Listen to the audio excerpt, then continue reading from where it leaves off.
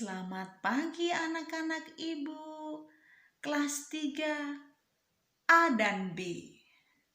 Hari ini ketemu lagi bersama Ibu Delima. Walaupun wajah Ibu Delima tidak kelihatan, tapi kamu bisa mendengarkan suara Bu Delima yang merdu. Oke, di sini kita belajar bahasa Indonesia. Tema 2, subtema 2. Tapi sebelum belajar, kita harus selalu berdoa. Nah, lipat tangannya, pejamkan matanya. Dalam nama Bapa, Putra, dan Roh Kudus. Bapa yang baik, yang maha penyayang, maha kasih, terima kasih atas penyertaan-Mu dalam pembelajaran dari kemarin sampai sekarang. Berkati, bimbing, dampingi anak-anak kami yang belajar di rumah dan juga orang tua kami yang bekerja. Lindungi selalu dan berikan kesehatan ya Bapa. Amin. Dalam nama Bapa, Putra, dan Roh Kudus. Pembelajaran kita atau materi kita hari ini adalah tentang dongeng. Ya anak-anak, dongeng adalah cerita tentang suatu kejadian penuh khayalan atau fiksi yang dianggap oleh masyarakat suatu hal yang tidak benar-benar terjadi. Inilah pengertian dongeng. Contoh salah satu dongeng dengan judul Kisah Semut dan Merpati. Ceritanya seperti ini. Coba kamu perhatikan ya anak-anak. Ibu bacakan, kamu dengar dan kamu simak baik-baik. Oke? Dengarkan. Pada suatu hari, seekor burung merpati melihat ada seekor semut sedang berjuang supaya tidak tenggelam di atas sungai. Lalu merpati itu tak hanya diam saja. Ia segera memetik sehelai daun di atas pohon dan dijatuhkannya di atas sungai. Mut, cepat kau berenang dan naiklah ke atas daun, teriak merpati. Semut lantas berenang menuju sehelai daun dan naik di atasnya. Semut akhirnya selamat tidak tenggelam di sungai. Beberapa hari berikutnya, seekor semut tadi melihat burung merpati sedang terbang dan hinggap di atas ranting pohon. Ada seorang pemburu binatang sedang mengerahkan senapannya ke arah burung merpati. Si semut ingin menyelamatkan burung merpati. Lalu ia menggigit kaki si pemburu binatang. Pemburu kesakitan dan senapannya menembak meleset jauh dari burung merpati. Akhirnya burung merpati selamat dari bidikan pemburu. Burung merpati pun terbang dan berucap, "Terima kasih ya semut, kau telah menyelamatkan nyawaku." Semut pun berucap dalam hati, "Terima kasih kembali, kemarin kau juga telah menyelamatkan nyawaku." Nah, inilah cerita dari dongeng Kisah Semut dan Merpati. Nah, setiap dongeng itu memiliki pesan. Ya anak-anak, pesan dari dongeng Kisah Semut dan Merpati itu adalah berhati-hati dalam melakukan segala hal dimanapun kita tinggal dan berada. Jadi anak-anak, jika kamu mengerjakan sesuatu, berhati-hatilah. Kenapa harus berhati-hati? Supaya hasilnya bagus dan benar. Sama juga seperti mengerjakan PR atau tugas yang diberikan oleh ibu gurumu. Ya anak-anak, Nah, jangan asal-asal kamu bekerjakan, tapi kamu simak baik-baik, ya.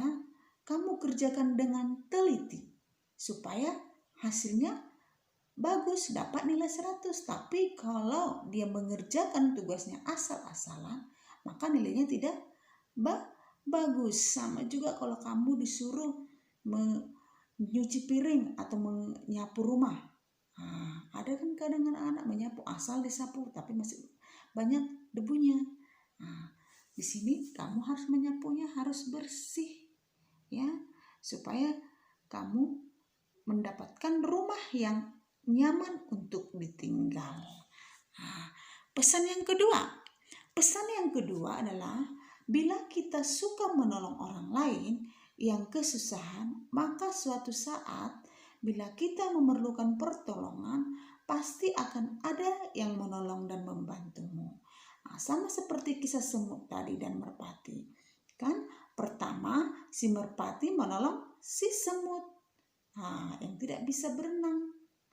Sekarang baru si semut menolong si merpati. Nah, si merpati mau diburu seseorang. Datanglah si semut menggigit kaki si pemburu. Akhirnya panahnya tidak kena, meleset. Nah, jadi saling tolong menolong. Sama juga anak-anak di sekolah, ya, harus saling tolong menolong, ya, sesama teman atau sama siapapun, ya. Oke anak-anak. Yang berikutnya adalah fabel. Fabel adalah merupakan dongeng tentang binatang yang bisa berbicara atau bertingkah laku seperti manusia. Itulah pengertian dari fabel. Contoh cerita fabel yaitu kisah semut dan merpati, sama seperti yang di dongeng tadi, ya, yaitu si semut dan merpati. Nah, mereka memiliki sifat dan tingkah laku yang sama karena saling tolong menolong. Yang kedua, kuda dan keledai yang syarat dengan beban. Nah, yang ketiga, ayam jago baru. Masih banyak lagi judul-judul dari fabel. Kamu bisa mencarinya misalnya ke Gramedia, buku-buku cerita ya anak-anak. Ciri-ciri dari fabel yang pertama yaitu menggunakan tokoh hewan dalam penceritaannya. Jadi kalau dia fabel harus menggunakan tokoh hewan ya anak-anak. Yang kedua yaitu hewan tokoh utama seperti manusia berbicara dan berpikir. Yang ketiga, ceritanya pendek dan menggunakan pilihan kata yang mudah. Jadi kalau cerita fabel itu menggunakan cerita yang pendek dan mudah dipahami dan dimengerti si pembaca. Yang keempat yaitu menggunakan setting alam atau tempat alam dalam suatu cerita tersebut. Nah, inilah ciri-ciri dari fabel. Nah, dari pembahasan kita tentang dongeng dan fabel anak-anak, sekarang kita bisa menyusun kata-kata acak menjadi kalimat yang benar. Contohnya adalah, perhatikan, lagi, tidak, pembohong, dipercaya, akan, pernah, mereka, berkata, walaupun, benar. Ini adalah kalimat yang tidak benar. Sekarang kita susun menjadi kalimat yang benar. Nah, kalimatnya, pembohong tidak akan pernah dipercaya lagi walaupun mereka berkata benar. Coba kamu lihat kata pembohong.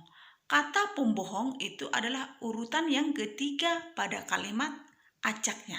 Tapi di kalimat susunan yang benar adalah dia diletakkan pada pertama. Perhatikan ya anak-anak. Yang contoh yang kedua. Contoh yang kedua adalah terbang, elang, burung, bebas, meninggalkan harimau. Ini adalah kalimat yang tidak benar. Sekarang kita susun. Burung. Coba burung.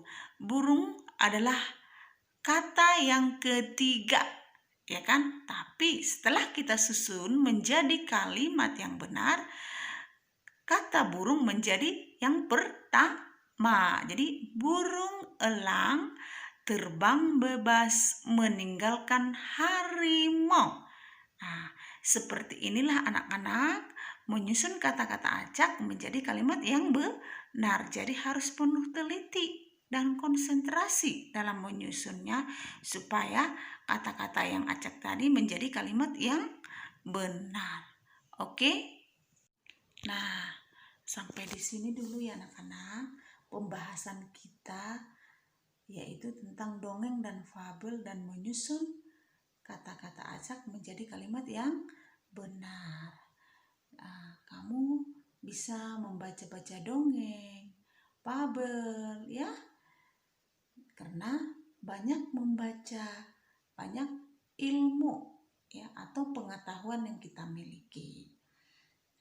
Pesan ibu kepada anak-anak ya di rumah, jaga kesehatan ya, turut terhadap perintah orang tuamu, jangan suka melawan ya anak-anak ya, buatlah keluargamu gembira dan ceria selalu. Oke,